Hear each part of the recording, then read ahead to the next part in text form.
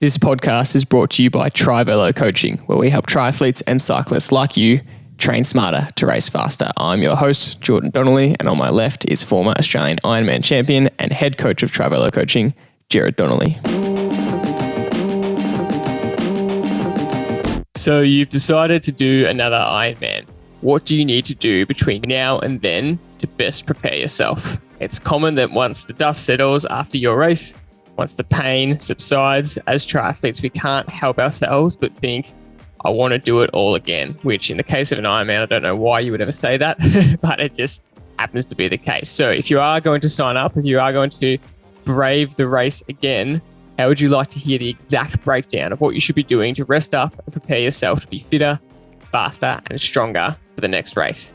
How do you want to make sure that you just don't repeat the same race next time? And that is a very common scenario we see here at Triathlon Coaching, where athletes just turn up and complete the race to the same ability, at the same time, make the same mistakes over and over again. So in this episode, Gerard is going to be breaking down step by step what you should do after your race, how to get to the start line of your next Ironman in the best shape you've ever been in. And these principles don't just apply for Ironman. They apply for 70.3 races, of course, and on some level, any race, although the shorter distances can cope with much less recovery and much less planning. So that's a lot to get into for today's episode, but we want to start with our normal segments. Dad, welcome to the episode. What are you grateful for? Thanks, Jord. I'm grateful for one of the longest serving athletes that we've had in our business, called Nick Granger. And in the last couple of weeks, he's slowly winding down his racing career as a cyclist, specifically as a time trialist. He's been, up there with the best in the world in his age group as a time trialist. And it's kind of sad that he's decided that he doesn't want to race anymore. And it's the end of a journey. And I'm really grateful to have known and shared that journey with Nick. And I've learned so much coaching him. And I'm sure he's learned a lot about how to race better through our coaching. But it's been a fantastic relationship. And it's pretty sad, but I'm really grateful to have known and to have coached Nick. And just want to shout out to him and say thanks very much for the journey, which has started back in 2014. Yeah, it's really great that you touched on that. We will be doing a bit of a post on Nick because he's a special athlete here at Tribello, and he's been with us a very long time. And so if you want to see or hear more about Nick and why he's special enough to get a gratitude on the podcast, go join our Facebook group and check out what we have to say about him in there. Because when you told me, Dad, that he was finishing up, it was with a tone of sadness, because with any journey, like you've said, when it comes to an end, even though it's the right decision, it is sad for that coach-athlete relationship to come to a close. My gratitude is for the medical system. I am just grateful for all the doctors, nurses, anyone that works in healthcare out there, that if we do get sick, we go and we get treated by these experts, and we just put our trust and our health in their hands. And just at the time being when the healthcare system is under a lot of pressure, I'm just really grateful that we have that there and we have access to that, because a lot of other countries in the world don't have this sort of very good access. So that is my gratitude for today. It's amazing, isn't it, Jordan, how many people really care about other human beings, and their occupation is totally about care. And it's a special breed of person. And I have to agree with you. I'm very grateful. Next segment, what has caught your attention? There was some pretty epic racing over the weekend, wasn't there? Yes, look, I can't go past not talking about the World Championships. Far out. What a week of racing. And I could not keep my eyes off whether it was the under-19s, male and female time trials, under-23s and the pros, and the same with the road races. Thank goodness we had a few days off in between so that I could have a spell from being glued to the telly. And I don't think I've ever watched the 260K race from start to finish, but that's exactly what I did, because so many things happened in that race. That has got to be one of the best road races I've ever witnessed and I've watched a lot of riding since the 80s. So it's 40 years of watching races. Even the coverage was spectacular. They had cameras at the right spot at the right time. And just to see a guy prepare like Alaphilippe to defend his title and do the preparation that was required, and then on race day execute, far out. That was super impressive. And what a spectacular world champion we have again. And, over the last, dozen years, we've had some fantastic world champions, Sagan winning 3 in a row and now Alaphilippe winning 2. And they are exciting bike riders. They're willing to take the race on. They're willing to have a go, willing to put it all out there, risk reward, fortune favors the brave, etc., etc. And the way he animated that race and the French, the French team, the way they rode, and it was intriguing watching the tactics between the countries, the Belgium tactics and the French tactics and the Italian tactics. The dominating countries of the world, really showing why. And the time trial, just Ghana winning that by the merest of seconds, and unfortunately our favourite son Wout came second again, and oh my goodness, how many seconds has he got at the World Championships now? It's nearly half a dozen. And I think people forget that, he has got that close yet. The day he wins, and he will win a world title at some stage, as a time trialist or as a road racer, and an Olympic title, I imagine. But just the excitement and the understanding of how to execute your time trial. And, there was only a mere 4 or 5 seconds in it. And that could be cornering. That could be the start. That could be the finish. It could be you drifting off, not concentrating for 4 or 5 seconds, for 10 seconds, getting more aero in your position. I did note that a couple of times as they were coming into a left-hand corner, the bike would slow down and they would have a drink at that particular time. And I don't think that's the right time to drink. There's a special time to drink when your bike is going at its fastest, when you're not going to be slowed down. That's the time to have a drink if you're going to drink. And, I'm being super critical here, but that was the difference, you don't want to be taking a drink when you're going slow. You're going to slow the bike down more, and you're actually not concentrating on the corner coming up. So I found that intriguing, that I saw at least 10 people do that and just was yelling at the telly going, that's not the time to drink. You should be drinking when the bike's doing 60 Ks an hour and you can just have a quick sip and it doesn't slow you down.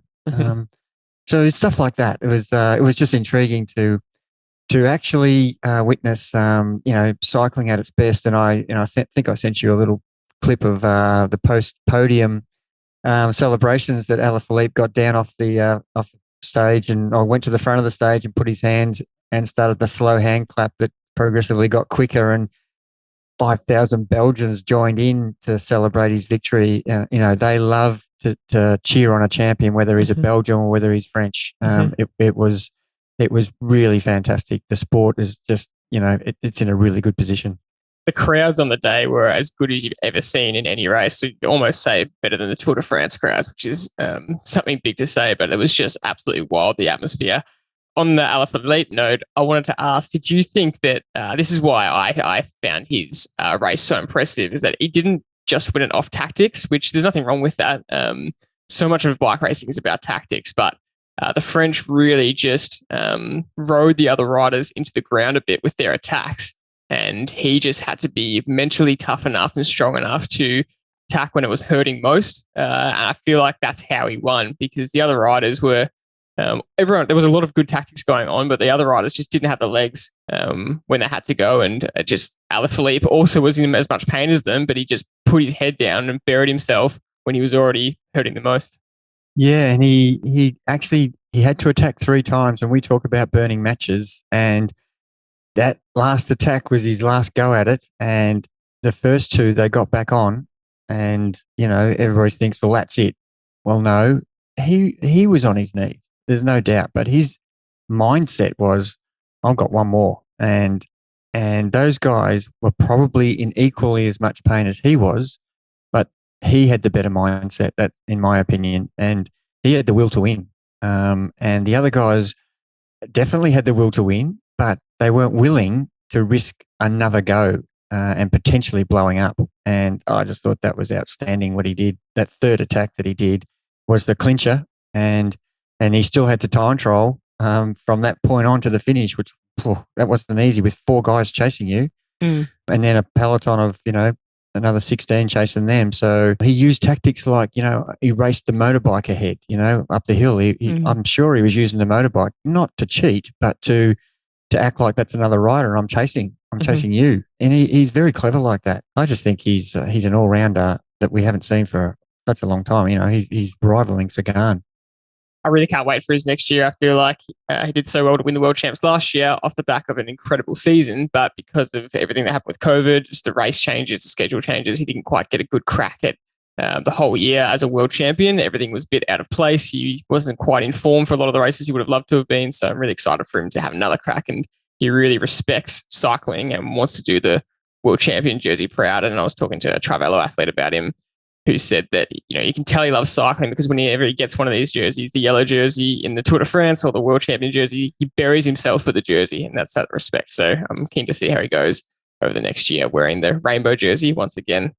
What caught my attention was just this notion of there's two aspects to a race. It's your mental side of the race and your physical side of the race. And your body can only perform physically to a certain limit, but your mindset and the mental side of the race is a really important part to make sure you get right as well and perform at your best. And a lot of people lose the race or lose their performance before the start line even begins. They talk themselves out of a good performance. And an example of this was the Collins Cup Triathlon a month ago between all the best triathletes in the world. It was a really interesting format. It was basically Team Europe versus Team America versus Team International. And there was races of just 3 people at a time. So one person from Team Europe would race one person from Team America versus one person from Team International. And our own Aussie, Ellie Salthouse, was riding Team International versus European champion, Holly Lawrence. And Ellie Salthouse was absolutely the underdog in this race. And a lot of people were just saying that Holly Lawrence was too good, but Ellie Salthouse has had an incredible year so far. And from the moment the gun went off, in that swim, they were side by side, neck and neck, and not one of them would budge to let the other one go in front. So, you'd think that Holly Lawrence might be a slightly better swimmer. Ellie Salthouse would just duck in and go on her feet and get a good draft there. But they sat side by side, and it was quite aggressive swimming to watch. And to me, it really looked like Ellie Salthouse was just making a point that I'm going to stay next to you, even if it might be easier to go back and sit on your feet, just to show you that I'm here to race and I'm not the underdog. And then on the bike, she just put the pressure on even more and she just absolutely hammered it. And Holly Lawrence ended up crashing. And before the race, you would say that Ellie Salthouse was, again, the underdog. Holly Lawrence was going to win. And because of the crash, we won't know what the final result of the day was. But whether that crash was a coincidence or not, I'm not sure, because maybe Holly Lawrence was under so much pressure that she was taking corners more risky than she needed to because Salthouse was putting her under that much pressure, or whatever the reason for the crash was. Maybe it was completely had nothing to do with what was happening in the race. But if Ellie Salthouse had have lost that mental game before the race had even started, she wouldn't have given herself a shot. But you have to get to the start line believing that you can perform as best as possible. And I think that was a really clear example. She just had an unreal day and she wasn't willing to lose it, whereas everyone else was writing her off as second. That's such a great point. You've got no chance in the race if before the race you think you've got no chance. Yeah. And you might as well not even pin the number on. You've got to go in with that attitude that you never know what can happen. And as you've just said, opposition could get a crash or a puncture, or have a brain fade or make a mistake. You're only in it if you're in it, and if you're mentally not in it, you definitely got no chance.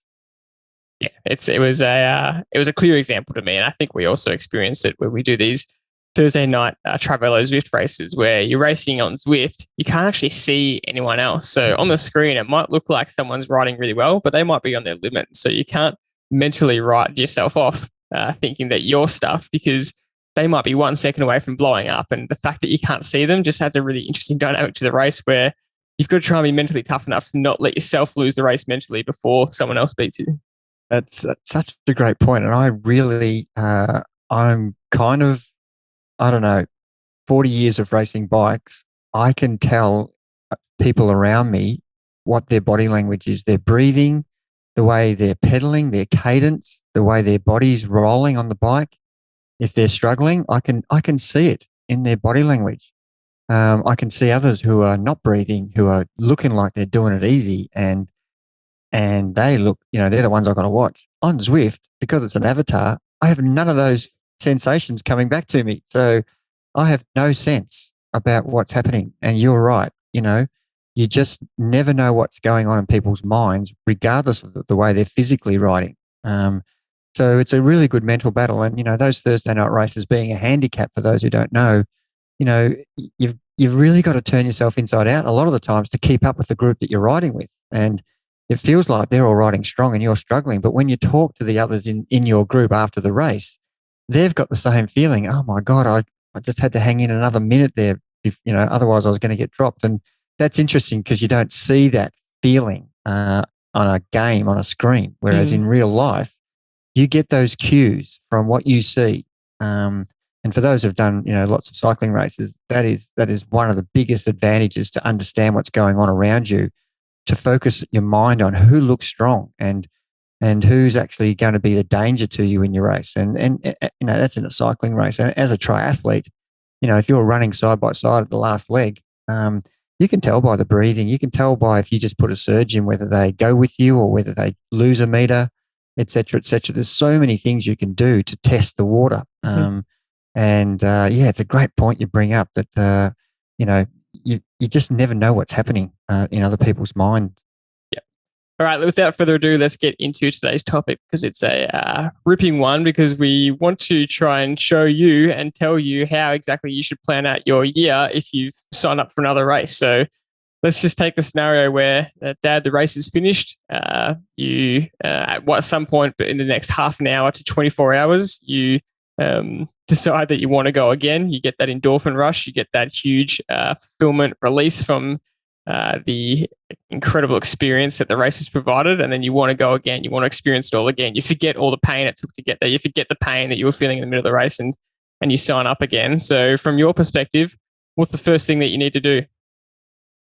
Just before we get to that, I just want to agree. The range of emotion that happens on Ironman Day, and it doesn't matter if it's 70.3 or an Olympic distance or a sprint for that matter, the range of emotions you feel throughout the experience of the event range from, I've got this, to, I don't think I can finish. That's just the extreme ranges. And everything in between is, why am I doing this? I want to sell my equipment. I never want to do this again. This is fantastic. I'm loving this. And when you get down the finish chute, especially in an Ironman, you forget almost everything from the previous 12 hours or 10 or whatever the time it's taken you to finish that event. That's all wiped away as you run down that last 100 meters.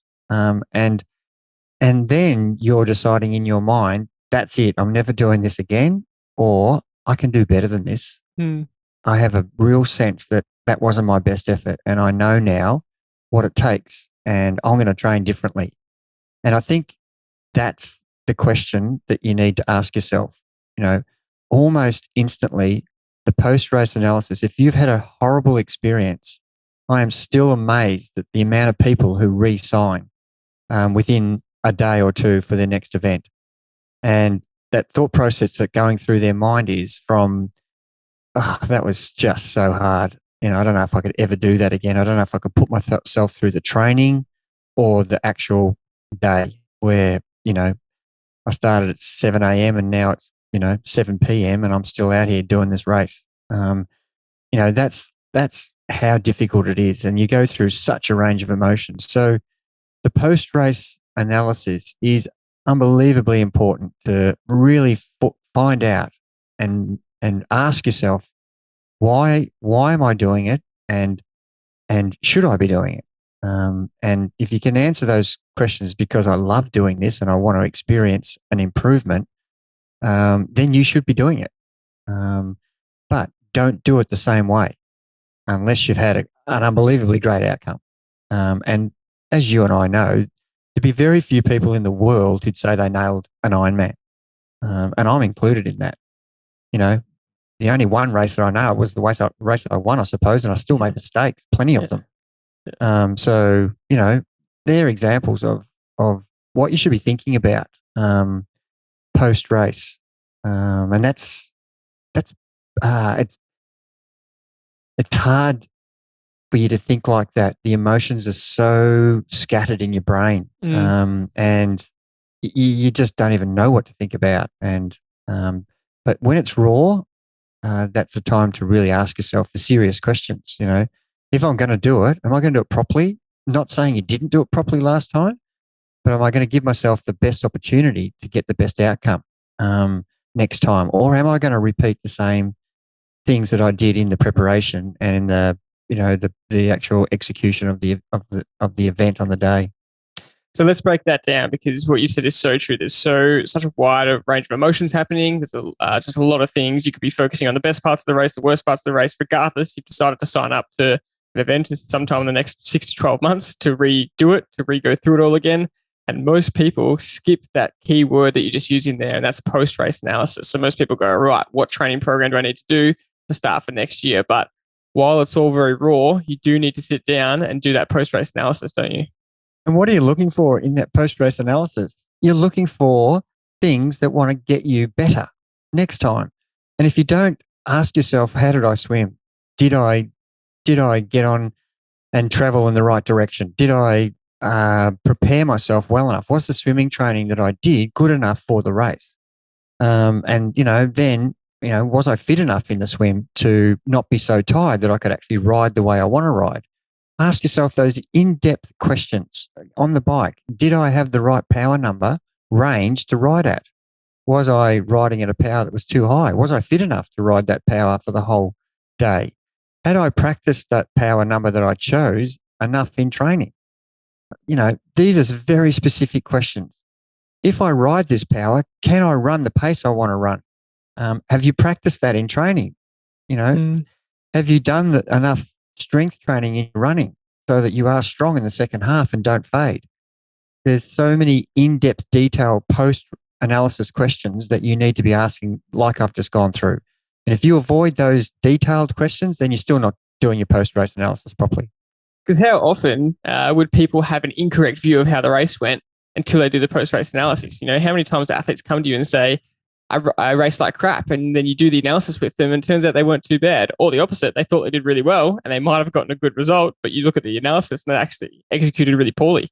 Yeah, and amazingly, with that poor execution, they still actually did okay. Imagine how well they do if they didn't do, say, I just random, an hour 30 for the first half of the bike and then an hour 45 for the second half of the bike, a 15-minute differentiation, which, don't laugh. I've got plenty of examples of people doing that, but they didn't even realize they were going slower because they weren't paying attention to any of the details. So when they find out that they went too hard and faded, it's almost a shock to them, even though they still had a good experience. Imagine if they actually executed, as you just said, correctly and didn't have that period of slowing down. You want to be strong from start to finish, evenly strong. I'm not saying, smashing it. I'm just saying patiently swimming, riding and running to the areas that you know that you can cope with. And as you get closer to the finish, you can risk a little bit more and push yourself to try and do a PB. But this is not the event to try and do a PB from the start in the swim, in the start of the ride, in the start of the run. This is not the event. Any endurance event that you try to do that tactic is a failure waiting to happen. That is suicide. That is self-sabotage. I can't put it any other simply than that. Yeah, I mean, the first example of an athlete feeling like they raced really poorly, and then you go through the data and you find out that they actually did quite well. It's so important to understand that is a high possibility for a lot of people, because you can't base how your race went on emotion. You have to look at the data, you have to look at the facts, and that will tell you the true story. Yeah, and the data is so important, but the feel, like you just said, you felt like you didn't race very well, but then you look at the data and it turns out that you actually rode to a number that was way below what you were trying to do, but for some reason your average speed was actually in the area where you were hoping to. And it could be that the power meter wasn't reading properly. We've talked about that many times in our podcasts.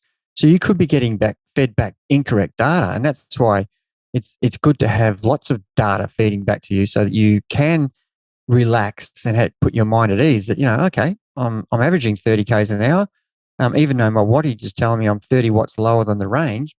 But the speed, that's kind of what's important. I'm averaging the speed that I want to. So let's just go with the power meter reading this number for this speed. And instantly you've got a changed mindset about how you're progressing through the race. And you won't get to the end of the race unclear about what happened. And mostly if you're unclear about how you performed, it's because you don't know what's happening. You haven't been taking any notice of your feelings and that in comparison to the data that's being fed back to you. So you do the post-race analysis, you get true data, you get true facts of what actually happened. What do you do next? You take as much time off as possible, and you don't start your preparation until you're fully recovered. And if it happens to be an Ironman, that is different recovery from a sprint or an Olympic. So every person's different. I can't sit here, Jordan, and say you should take 2 weeks and 4 days off. That's your recovery from Ironman. Because, you're 29, I'm 100, and, I will take a lot longer to recover from that event than a 29-year-old. So I have to work out in my mind and how my body is feeling every day from race day. And I always say to people, the goal post-race is to recover as well as you possibly can. And that might involve just walking. I'm saying to people, your goal in the next week or two, or however long it's going to take, you must move.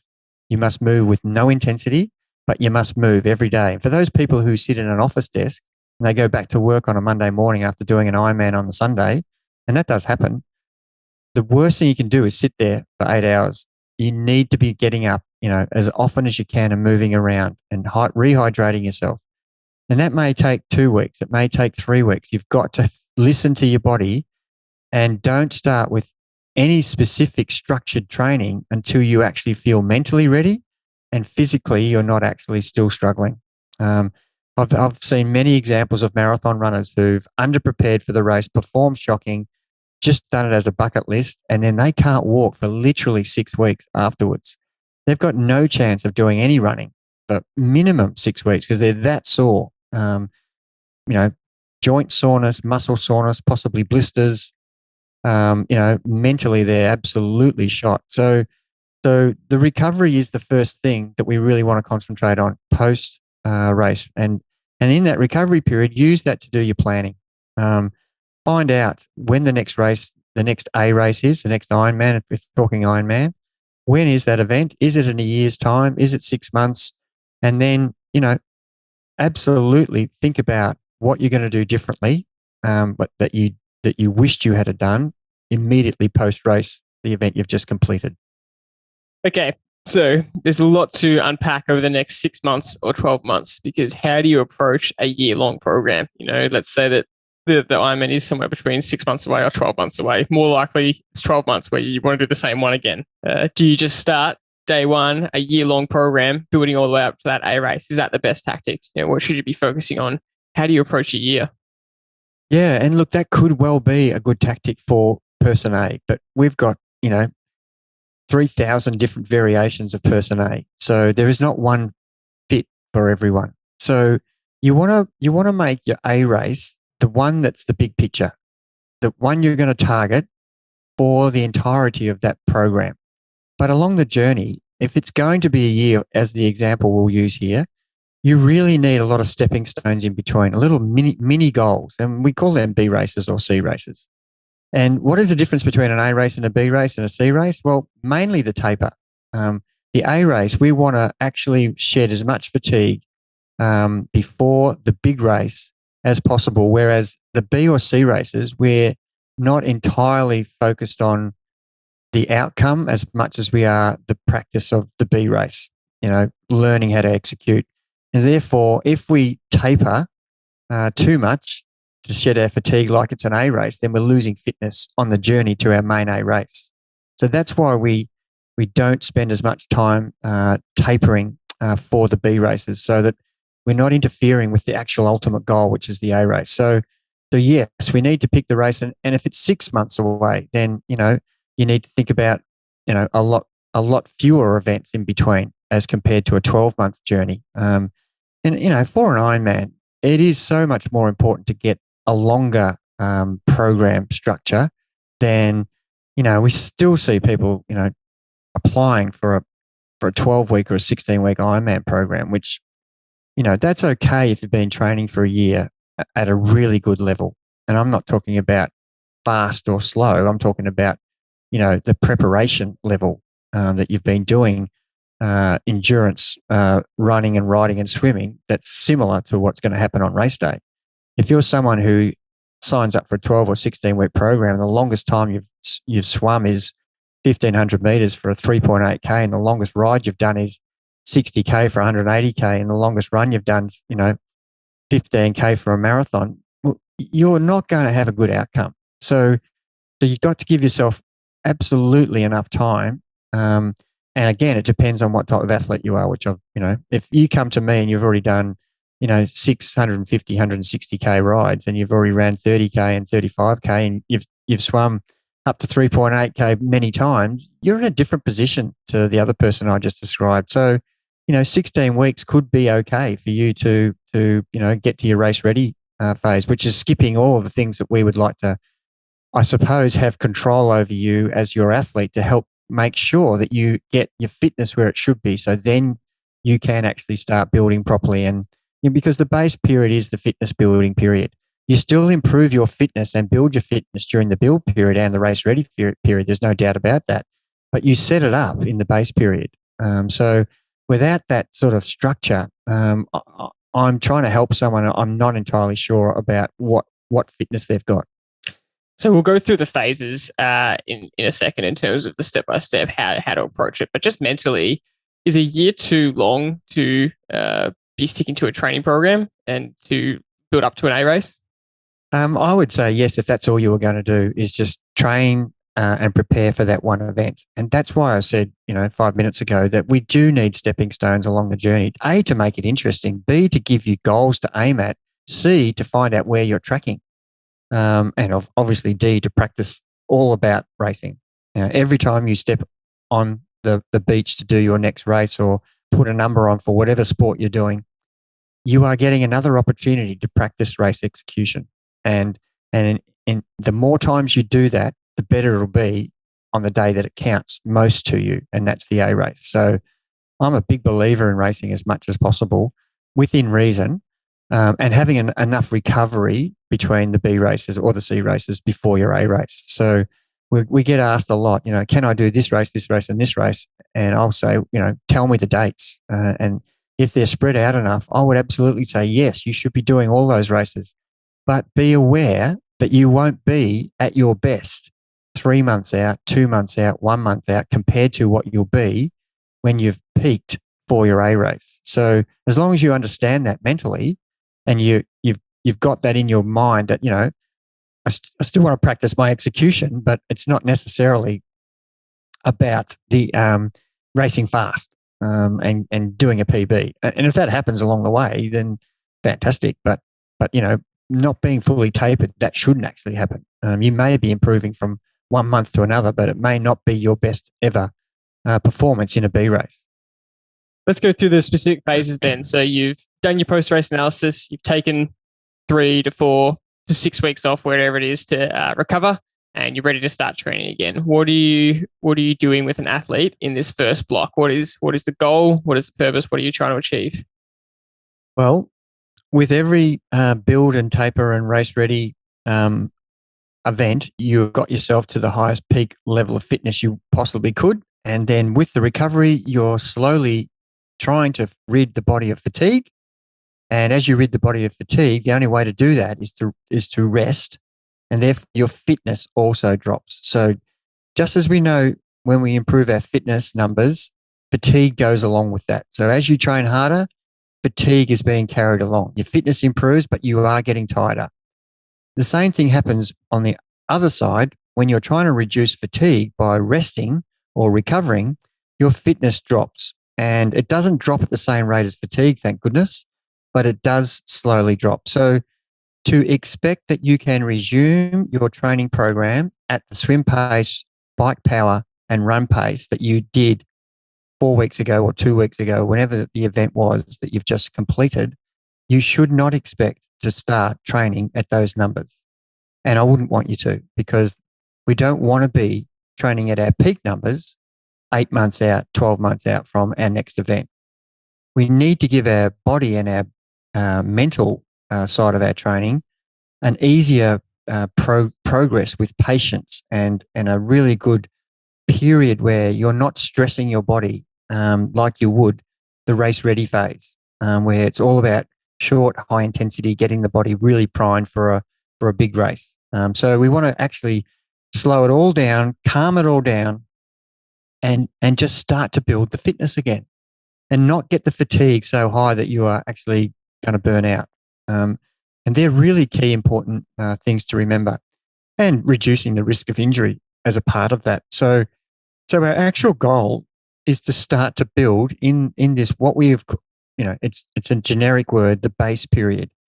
And people would say, well, I've just done an Ironman. Why do I need a base period? Well, the football analogy is, the season finishes, you have a rest, and then you do pre-season. So instead of saying pre-season, this is your base period. And if we turned the pre-season in a football sense and told the footballers they're going to do some base training, I'm sure they have the same reaction to triathletes or cyclists or marathon runners. I don't like base training. It's just boring. It's just long, slow stuff. But that's actually what sets you up for the rest of the year. And, building a house on, dodgy stumps, for 4-story building, and, in the biggest wind, it just collapses. Whereas you just put a great foundation down, solid concrete base, the potential for it to blow over is minimal. So we need to have that base again.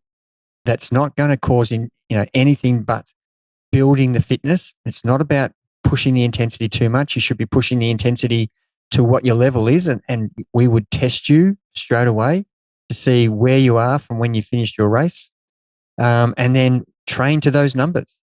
And it is all about trying to build fitness and doing some less intensive, but more, I suppose, duration type training sessions where you're building the time of your training rather than focusing on the intensity. The frequency should be similar. So, we've got 3 aspects: frequency, duration, and intensity. We just don't want to have too much intensity early on. So that's kind of the concept that we're trying to approach. And if you can get your mind around this has a definite purpose, then you will be on board with it. I need to go and do some easier riding, but I've got to stay out there a little bit longer, especially when we're on the bike. I just need to slow my swimming down. I don't need to do such high intensity 100s and 50s and 25s. I just need to get some sort of fitness back in the water. And as a runner, I don't need to be doing flat out intervals. I just need to get my body running again.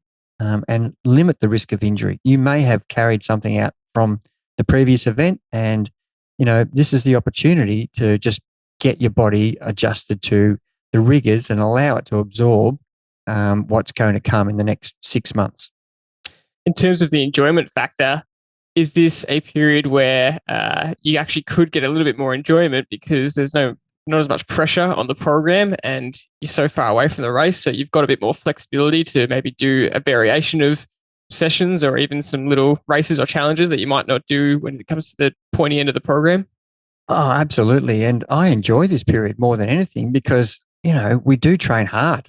And those sessions, mentally, you've got to be up for it when we're actually getting close to race day. And because I love training at a lower intensity where it's enjoyable. And I know that it's not going to hurt me. And because I love the actual training aspect, I can be out there all day. I mean, the hard part for me is doing the intensity. And that's the thing that makes me squirm a little bit, the night before, knowing that tomorrow's session is going to be quite intense and I've got to be mentally and physically ready for it. But knowing that I can go out there and go out for a 2 to 3 hour ride with, just gentle pressure on the pedals. And if I wanted to chat to someone side by side for 3 hours, I'm achieving what I'm trying to do, which is building my endurance slowly. And I just find it a great period. And if the weather's fantastic, it's a really great period to be going for a run or going for a nice easy swim, or just going for a ride with the group where it doesn't matter if you're not sitting on the front that much. The opposite to what we've talked about a lot in our program, where it's structured and you need to be getting the most out of every session. And of course, you still need to get the most out of the base period. And it wouldn't mean sitting in a bunch ride where you don't go near the front for 4 hours and you just sit along and you don't get your power over, 30%. Well, that's actually, I'm giving you a really extreme example. That's not what we want to do. We want to share the day's ride so that you're on the front at some time. Or if you're just riding by yourself, you don't want to be, seeing a hill that you used to ride up at, in 8 minutes and now it's taking you 12. That's absolutely okay. That's what you should be concentrating on. Let's not get it twisted. You're not saying that every single session in this base building period is long, slow, easy, no intensity. There's absolutely intensity in the block of training. And am I right in saying that you just have the freedom to, for example, to go on these unstructured bunch rides and attack hills, attack each other, race your mates a little bit, because you'll be getting the benefit you want at this point of the program? Absolutely. And don't forget, you've tested yourself at your new fitness level. So the intensity will feel so much lower than it was 6 weeks prior or 4 weeks prior or 2 weeks prior, whenever period of recovery you had off. So if you've dropped 10% on your power number and you were a 200 watt rider and now you're a 190, that's going to feel so much different as a training session to what it was 6 weeks ago. So instantly, even though it's got intensity, it's still in your control that you can function well. So it is a time to have more fun in your training, and it doesn't have to be as specific. It still needs to have structure, and it still needs to have a goal and a purpose for every time you actually put your running shoes or your goggles or your cycling shoes on. You still need to understand what's the purpose of today. Is it to have some intensity, is it to have some easy recovery? Is it to have some pressure on the pedals, and then just appropriately do that. But you can't maintain that flat out training mode that you have in the last 6 week race ready. You can't do that from, 6 months out or a year out. And that's what I'm trying to get across. It has to be a planned, gradual build of your fitness. And even regardless of where you've come from, you just still need to pull back and start again. So you've completed the base phase. What do you do in the next block of training, and what do you need to change? Yeah, so this is the time where we actually need to change our mindset from, very particular specific sessions again.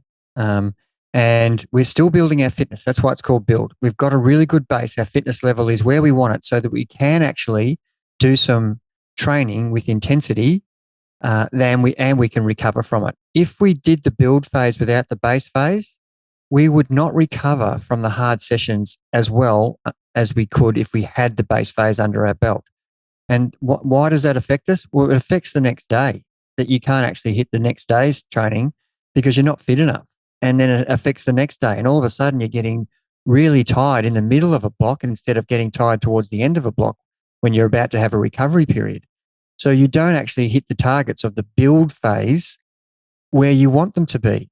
And that is a mistake that people make by not concentrating on making sure their fitness from the base phase is good enough. And the build phase is now going to test how well your base phase was.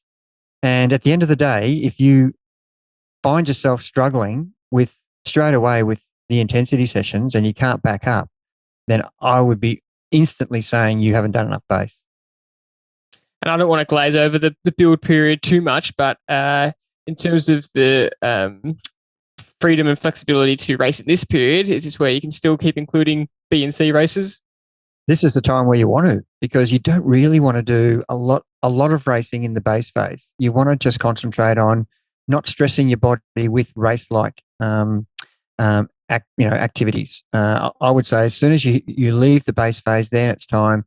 What am I saying in base phase? You can do long endurance type events that might be, 160K, 140K rides, 120K rides, 200K rides, where you actually can't ride with intensity because it's such a long day. So it's actually doing exactly what we want.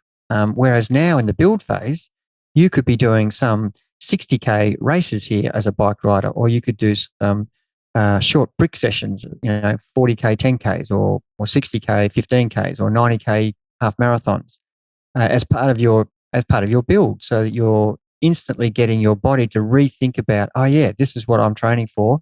This type of training session is replicating what's going to happen on race day. So you need to start putting that into your build phase. You need to have those race-like experiences as a training session, and you will then instantly feel where you're at with the numbers you're riding at. It will have the other advantage of allowing you to aim towards a weekend or a day, and not have this period of 2-3 months with just training, training, training, training, training, training. That's all you're doing. So it breaks it up. It has goals and aspirations. I was able to last 6 months ago for this particular type of session, which you would repeat in your training program. You would repeat almost similar sessions in the same fashion. We're not going to reinvent the wheel and give you a completely different program that you just did. So you could see, 6 months ago for that, for example, the 90K time trial with the 21K run off the bike brick session, you rode 3 hours 10 at this watts, and then you ran 2 hours 5 at this pace. That's your marker. How close am I to that? And all of a sudden you get on the race day, you've already got an example of what the power you should be riding at for that time. And if you feel already you're on top of that, you then instantly got good information about, this is fun. I'm actually now using a race plan just in a training session based on what I have been previously able to do. And all of a sudden now, because as you know, the first program to your first race is going to build a certain level of fitness. The minute you finish that event and then start the second program to your next race, you are a better fitness person because you've built a layer of new fitness on top of what you already had. It's like money in the bank. You just keep adding to it and it just keeps filling up. The fitness is the same. You just add the fitness training and you are a better athlete than you were a year ago, than you were 2 years ago.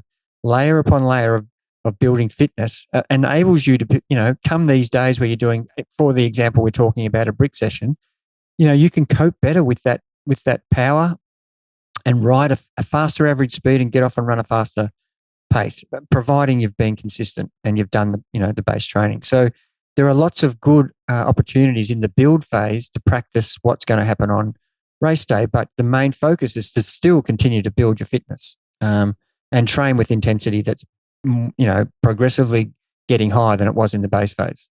And we did say at the start that we're talking about Ironman specifically here. So a lot of the distance examples you've used apply to Ironman in terms of this phase, getting to 60 or 90K distance sort of races. But the principles apply no matter what distance. If you're doing a 70.3 or a Olympic distance that you're training for, the principles are the same. You just decrease the distance of the kind of races or time trials or brick sessions that you're doing in this build phase. Moving on to what you've already spoken about and mentioned a couple of times, and that is the race ready phase. So what are you focusing on as an athlete in the race ready phase? Right.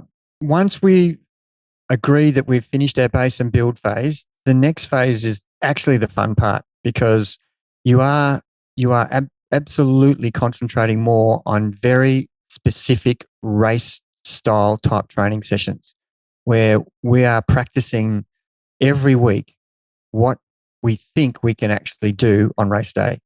So on any given weekend, we will be doing, if you're an Ironman athlete, we would be training on the bike, doing intervals of maybe 4 by 45 minutes or 3 by 1 hour or 2 by 90 minutes at your race percentage FTP.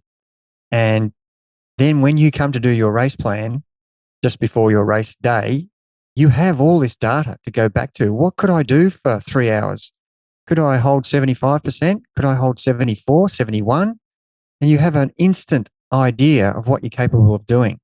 And the same with the run. We do specific progressive fast runs. We do some half marathons. We do some 30Ks. And we get an idea of what pace you can expect to run at on the race day. And having them as brick sessions, you might be able to do fresh half marathon or fresh 30K times, but can you do that after a 140K bike ride or 160K bike ride or even more, 180K bike ride? What can you run? So this race ready phase is exactly that. It is preparing you for race day, and you are doing many examples in your training that's practicing what you would expect to do on race day. And you don't try and do an Ironman every weekend. That's not what I'm saying. You would pick certain distances and progress them. So the race ready phase, you might be capable of doing 4 hours 30 on the bike. And by the time you get 4 to 5 weeks into your race ready, you are actually ready to do 6 hours on the bike. The same with the run. You might be able to run 25K, but time we get to the close to the race day, you have run 30 to 35K. And that sounds like a build, but it's actually the race ready practice, because your body can't cope with you doing 6 to 8 weeks of full Ironman distances, full marathons every week. And we wouldn't want it to do that. We want to progressively build you up to that, even though it is race ready. Now, for an athlete that is getting to this race ready phase, they're coming up to their Ironman again. You know, they already did an Ironman a year ago and they're coming up to this race for the second time. I'm sure doing a race ready phase this way would probably be different to how they did it last time, unless they were part of Traveler coaching. What kind of mindset do you want them in this race ready phase compared to last time? And what do you want them focusing on leading up to this, having a crack at this race again?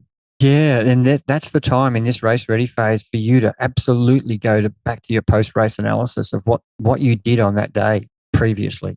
And then your focus would be, you couldn't wait to get out of bed. I've got to practice today what's going to happen on race day, because you've got a clear picture of remembering what happened to you, the numbers you rode, the feeling you had, the time it took. And on these race ready practice days, that's what you should only be thinking about. Can I ride 190 watts for 180 kilometers? In the last race, I started at 220 and I ended up at 140, and my average was 180.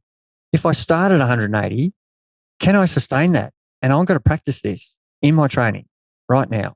And if my numbers already improved from that point and I should be at 190 watts now instead of 180, then let's have a go at it in training and see how you cope. And that's what you should be concentrating on. And, I got off the bike and I was able to run 5-minute K pace, but I ran 4:30s and then finished at 6-minute K pace. But my average was 5. So let's start at 5 and practice that and see if you can cope with that for 25K or 30K off the bike, whatever your race ready brick session is. And then you get a clear understanding, 5-minute K pace, that's way too slow. I can do better than that. Or that is so hard, I need to actually pull back and do 5:15s. And so the race ready phase is setting you up for you determining what your race plan is going to be. And without any of this race ready stuff that we're talking about, you're still going in aimlessly with no idea about anything. And the training you've been doing is probably replicating what you did last time. So you've got clear pictures from what you did last time, what your goals were, what your race results were. And now, are you the same athlete or are you better? And can you sustain fractionally better in your training? Therefore, you should expect to do slightly better in the next race. To finish off, the final phase leading into the race, what is the forgotten phase of training? And I think this is probably like the school student who doesn't do any work all year and then all of a sudden realizes that the exam's tomorrow or next week and tries to cram all of their training or all of their study into the last few days.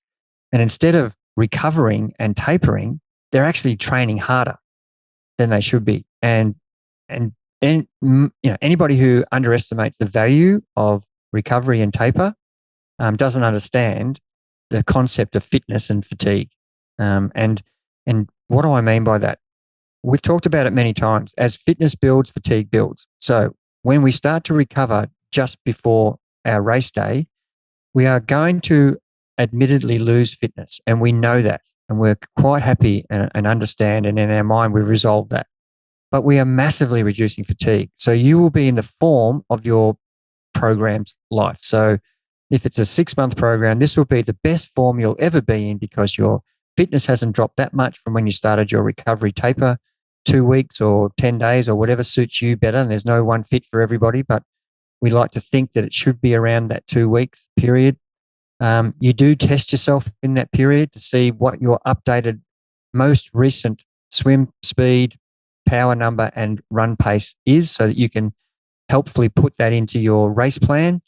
But this is the period to shed fatigue, not lose too much fitness, be in the form of your life, and be ready mentally also to embrace what's about to happen, the biggest day of your current triathlon career. How do you improve your taper experience leading into the race compared to last time? Look at what you did last time, and if you think that was leaving you a little bit underdone, as in on the race day, you felt like, I took a long time to get going. You may need to not taper for so long. Everybody's different here. And your experiences from previous campaigns should be making you adjust your taper every time. So on a campaign that you think you did the best you possibly have, try and replicate that. And of course, there could be improvements with that. But in general terms, the taper can go wrong with people actually going to sleep. They think the taper and recovery is actually resting completely. You need to keep some sort of movement going, just like the post-race. I'm talking about move. The pre-race is you need to move each day, but with very limited duration. So we're not doing long sessions. We're just doing short, sharp little sessions. And of course, we do test, with an FTP and a swim time trial 2 weeks out, and also a run. But the run is less important than the other two. And in fact, the bike is the most important. The other two could cause people to have some fatigue build up, which we don't actually want to do.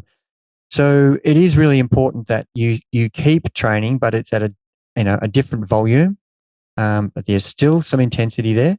And you've got to keep records of what you're doing so that you work out over the journey what suits you better compared to, a pro says, I do this and everybody follows that pro. Well, that's okay for him, but it might not be him or her, but it might not be what's good for you. So my advice is to just hone your taper to suit yourself. And tell your coach that, I think I did better when I actually trained a little bit more leading into the event. And then I shed the fatigue, 5 or 6 days out rather than 10 days out. Acclimatization to the actual venue is something that's understated and underestimated.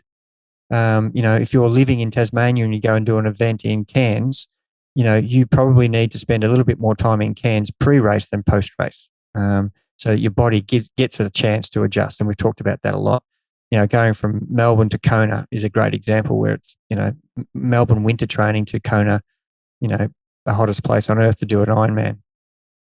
So they're things that are important in the taper recovery period as well.